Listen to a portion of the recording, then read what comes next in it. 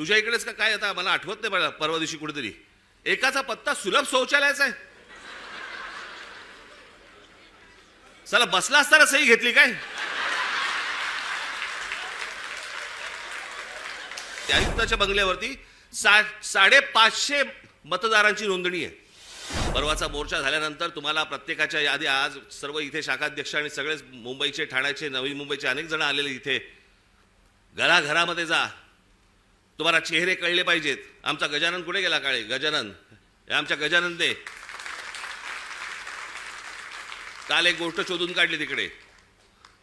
नवी मुंबई महानगरपालिकेचे आयुक्तांच्या बंगल्यावरती आयुक्ताच्या बंगल्यावरती 550 मतदारांची नोंदणी आहे.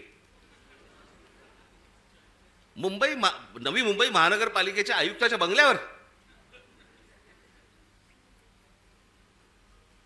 तुझ्या इकडेच का काय? आता मला आठवत नाही, मला परवा दिवशी कुठेतरी एकाचा पत्ता सुलभ शौचालयाचा आहे. चला बसला असताना सही घेतली काय?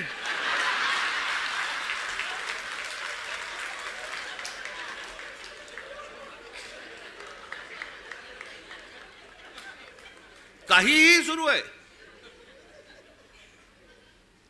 आणि मला असं वाटतं हा काही पोरखेळ नाहीये.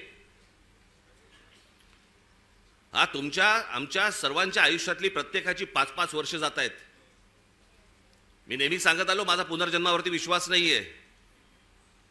या जन्मामध्ये ज्या काही गोष्टी आहेत तुमच्या, या महाराष्ट्राचं भलं झालं पाहिजे, या महाराष्ट्राचं काही चांगलं झालं पाहिजे, याच्यासाठी म्हणून मी स्वप्न पाहतोय, तुम्ही स्वप्न पाहतात. आणि त्या स्वप्नांची जर राख रांगोळी जर समजा ही मशीन्स करणार असतील, काय उपयोग आहे निवडणुकांना?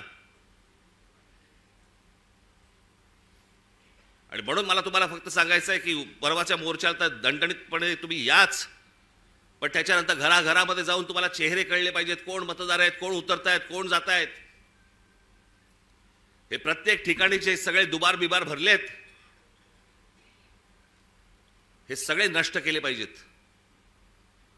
आणि अत्यंत चांगल्या पद्धतीने या महाराष्ट्रामध्ये निवडणुका झाल्या पाहिजेत. बाकीच्या ज्या काही कायदेशीर ज्या काही गोष्टी करायच्या आहेत त्या चालू आहेत, ते करणं सुरूच आहे. तुम्हाला 1 तारखेला अनेक गोष्टी समजतीलच काय काय पुढे सुरू आहे ते. आणि टप्प्याटप्प्याने आपल्याला पुढे जायला लागेल. ही एक खूप मोठी लढाई आहे.